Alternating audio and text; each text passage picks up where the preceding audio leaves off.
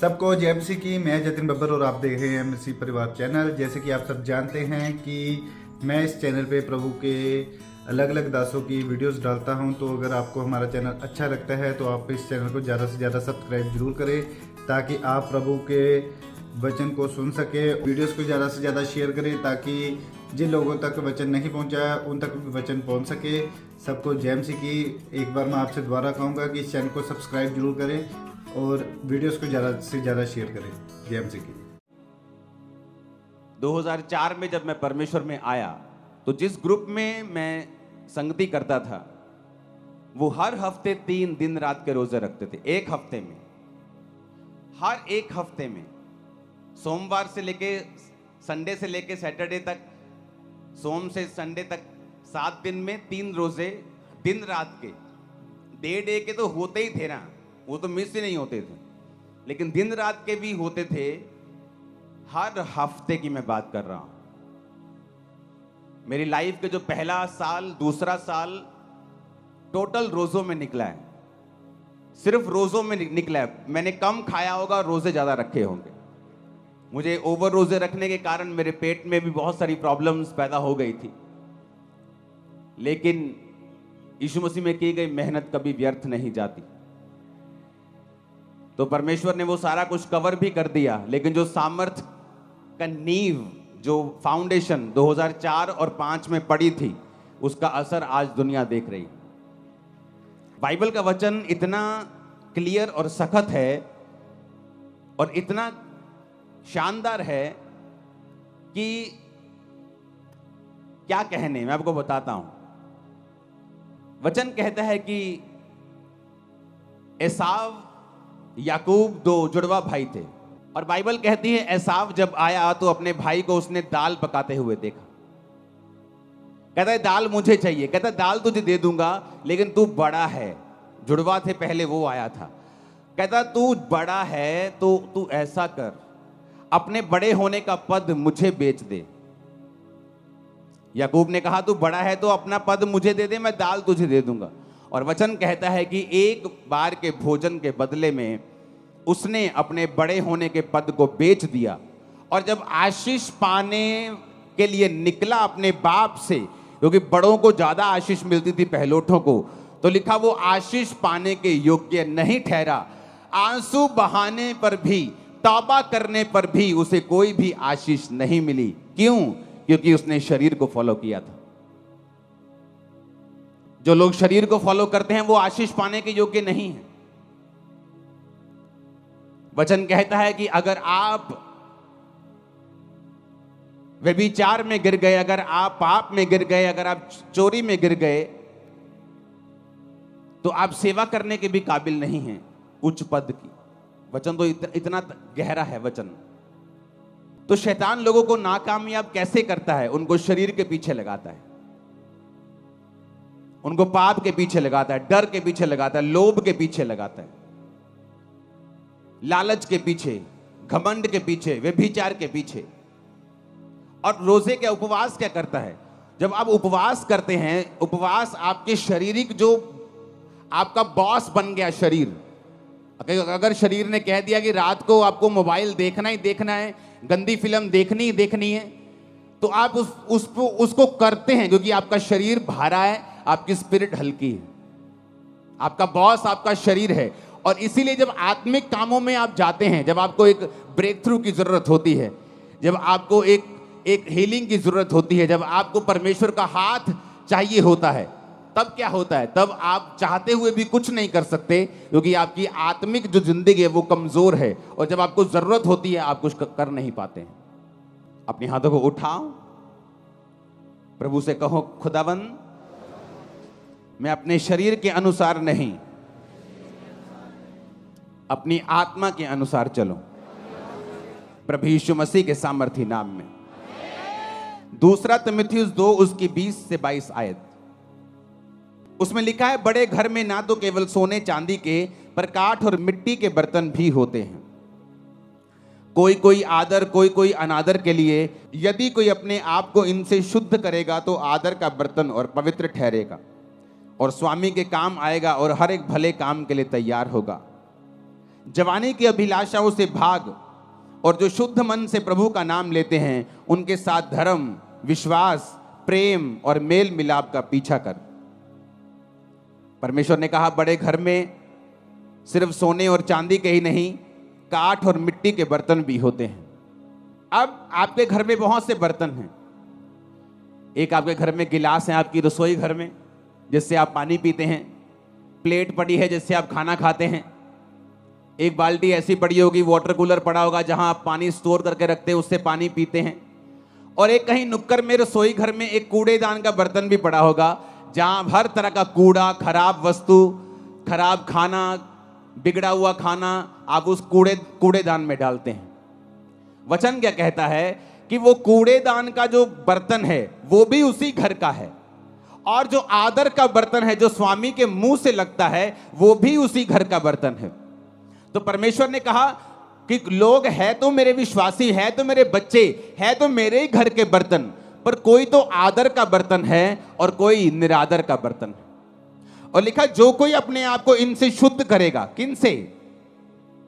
व्यभिचार से, पाप से, शरीर के कामों से, निंदा से, चुगली से, विश्वासघात, माता पिता की आज्ञाओं को ना मानना, ढीठ, घमंडी, लड़ने वाले, गालियां निकालने वाले। परमेश्वर ने कहा अगर तुम इन चीजों से अपने आप को शुद्ध नहीं करोगे तो तुम अनादर के बर्तन ठहरोगे, और अगर तुम अपने आप को इन चीजों से शुद्ध करोगे तो आदर के बर्तन ठहरोगे।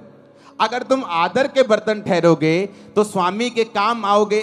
अगर तुम स्वामी के काम आओगे, उसके मुंह से लगाए जाओगे, तुम्हारी आशीषें अलग होंगी। तुम्हारी आशीषें दूसरों के जैसी नहीं होंगी, क्योंकि तुम आदर के बर्तन हो।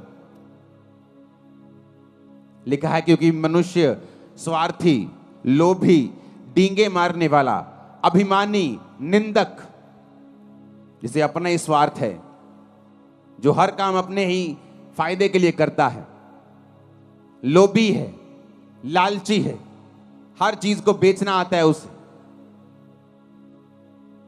डींग मार।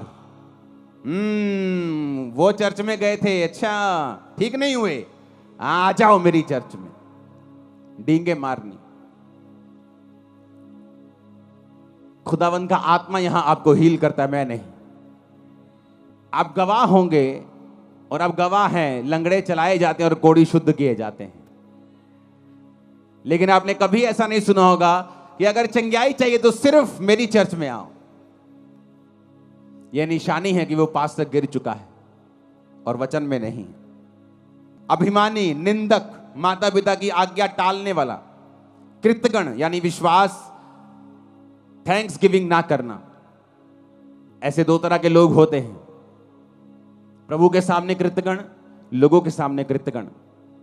प्रभु जो मर्जी कर दे उसका थैंक्स नहीं करते, अगली डिमांड, उसके अगली डिमांड। जो प्रभु ने पीछे किया उसका कोई थैंक्स नहीं, अगली डिमांड, उससे अगली, उससे अगली, उनको कृतज्ञ बोलते हैं। और ऐसे लोग भी होते हैं, आप अगर उनके लिए कुछ करेंगे, बोलेगे ले मैं तो इनका वर्कर हूं, ये तो इनका फर्ज बनता था करना। मैंने लाइफ में वर्कर देखे 30-30 साल से काम करते हुए, सेम सैलरी, धीरे धीरे सैलरी बढ़ रही है कछुए की चाल से, और कोई हेल्प नहीं की। मैंने देखे हैं वर्कर लोगों के घरों में काम करते, लोगों की जिंदगी में काम करते हुए। तो उसने कहा जब तुम्हारी हेल्प हो, जब तुम्हें कुछ मिले तो उसका थैंक्स करो, वो इंसान हो या परमेश्वर। अपवित्र, दया रहित, क्षमा रहित, दोष लगाने वाला, असंयमी, कठोर, भले के बैरी, विश्वासघाती, ढीठ, घमंडी, प्रभु के नहीं सुख विलास के चाहने वाले, भक्ति का भेष धरेंगे पर शक्ति को ना मानेंगे, ऐसों से परे रहना। परमेश्वर ने कहा यदि तुम अपने आप को इनसे शुद्ध करोगे तो आदर के बर्तन ठहरोगे। पौलुस को देखो, कई बार हम दुखों से निराश हो जाते हैं कि परमेश्वर ये दुख क्यों आया, ये दुख क्यों है। 2004, 5, 2006, 2007, 8, 9 तक, 10 तक मैं हमेशा परमेश्वर के सामने कंप्लेंट ही करता रहता था, खुदावन ये मेरी लाइफ में प्रॉब्लम क्यों नहीं जा रही, सेवा में आने के बाद भी ये दिक्कत क्यों नहीं खत्म हो रही, ये मेरी लाइफ से क्यों नहीं जा रहा, ये संघर्ष खत्म क्यों नहीं हो रहा। आज हम पौलुस की पत्रियों को पढ़ते हैं। अगर हम पौलुस की पत्रियों को पढ़ते हैं, उन 13-12 जितनी भी 13 पत्रियां हैं, तो पौलुस की पत्रियों को पढ़ते पढ़ते हमें यह समझ आती है कि पौलुस ने अपनी 13 पत्रियों में एक ही बात की है, तुम्हारे कैरेक्टर को किस तरह से मजबूत रखना है, क्योंकि शैतान तुम्हारे कैरेक्टर को खत्म करके ही तुम्हारी लाइफ में काम करता है। और पौलुस ने कहां से ये पत्रियां लिखी हैं? जेल में से। जेल कैसे गया? सुसमाचार के लिए, अपने पाप के लिए जेल नहीं गया। वो लोग अपने पापों के लिए जेल जाते और बोलते कि मैं प्रभु के लिए जा रहा हूं, लेकिन बाइबल कहती है वो खुदावंद के कामों के लिए, लोग उससे जेलसी करते थे, वो जेल में गया। जेल में गया तो एक आम इंसान सोच सकता है कि अगर ये परमेश्वर का दास है तो फिर जेल में क्यों गया, फिर प्रभु इसको बाहर क्यों नहीं निकालता। लेकिन वचन में क्या लिखा है? वचन में लिखा है कि जब वो जेल में गया तो वो सारी पत्रियां उसने जेल के अंदर से लिखी। प्रभु को मालूम था पतरस की इतनी पत्रियां क्यों नहीं, क्यों मैं बताता हूं, क्योंकि पतरस बाहर से विकाई में था और हर टाइम बिजी रहता था, कभी वहां कभी वहां कभी वहां मीटिंग है, कभी वो विश्वासियों के पास, कभी उस कलीसिया के पास। उसकी केवल 2 पत्रियां बाइबल में है, पहला पतरस और दूसरा पतरस। अब जब सेवकाई में कोई तो चाहिए जो इस लेवल का हो, जो पतरस के लेवल का हो, जो यूहन्ना के, याकूब के लेवल का हो, उसी की पत्रियां काम आएंगी। छोटे लेवल का कोई लिखेगा तो उसकी पत्रियों में वो बात नहीं होगी, वो पवित्र आत्मा की भरपूरी नहीं होगी। तो परमेश्वर जानता है कि पौलुस एक ऐसा जन है जो उस लेवल का प्रेरित है। और वचन क्या कहता है? वो जेल में गया और उसने पत्रियां को लिखा। परमेश्वर का उसको जेल में डालने का रीजन ये था कि आने वाले समय में इतनी सेवकाई का असर पतरस का नहीं हुआ जितना पौलुस का हुआ। आज हम किसकी पत्रियों को पढ़ के अपने कैरेक्टर को सही रखते हैं? पौलुस की पत्रियों को पढ़ के, हाँ या ना? पौलुस की पत्रियां पढ़ते हैं। आप तीमुथियुस पढ़ो, जहां उसने लिखा है अपने स्पिरिचुअल सन को, उसने कहा मैं अपने आत्मिक पुत्र तीमुथियुस को लिखता हूं, ये करना है, ये करना है, ये करना है। दूसरा तीमुथियुस कैरेक्टर के बारे में, कुलस्सियों कैरेक्टर के बारे में, थिस्सलुनीकियों कैरेक्टर के बारे में, तीतुस की पत्री, फिलेमोन की पत्री। अगर आप इन पत्रियों को पढ़ेंगे आपको कैरेक्टर नजर आएगा कि पौलुस ने कैरेक्टर के विषय में बहुत सी बातें की। हालेलुया। लेकिन कैसे की? बाइबल कहती है हर एक चीज मिलकर भलाई को पैदा करती है जो प्रभु यीशु से प्यार करते हैं। उसने अपने आप को पवित्र रखा, फास्टिंग में रखा, प्रेयर में रखा और जेल से पत्रियां लिखी जो आज तक हम पढ़ के आशीष पा रहे हैं।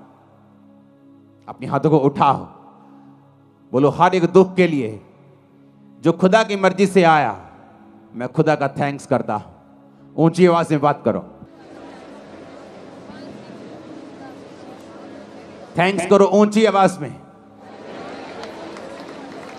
और पिता मैं विश्वास करता हूं कि आप कुछ बड़ा करेंगे उन्हीं दुखों के बीच से, यीशु के नाम में। अब हम फास्टिंग क्यों करते हैं? जब शरीर आपका स्वामी है, आज आपको रोजा रखना है 5 बजे तक, लेकिन सुबह आपको इतनी भूख लगी छोले भटूरे देख के कि आपने अपना रोजा खोल लिया, क्योंकि आपका शरीर आपका स्वामी। आप फैसला करके उठे नहीं ये व्यभिचार से मैं दूर रहूंगा, लेकिन आज वो लड़की बड़े सुंदर कपड़े डाल के आई, आप अभी भी उसे देख रहे हैं। क्यों? क्योंकि आपका शरीर आपका स्वामी है।